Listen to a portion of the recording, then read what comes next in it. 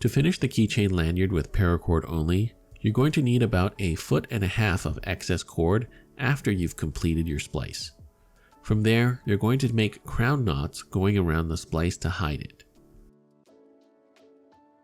I'm going to bend my red cord and then bend the green cord around the red.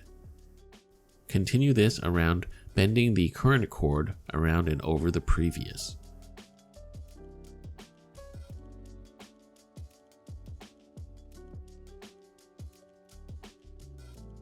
With the last cord, bend it around and pass it under the first bend you started with.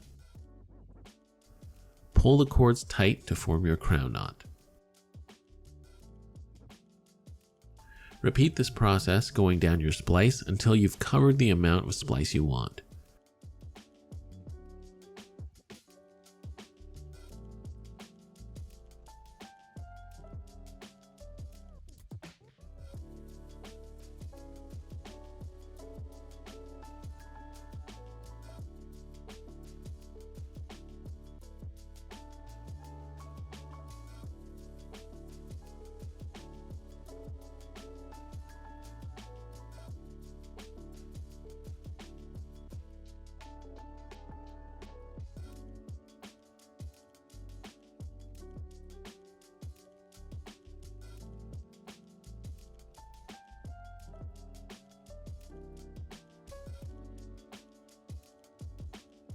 Once you've gotten down to the end, just snip and melt the cords where they are.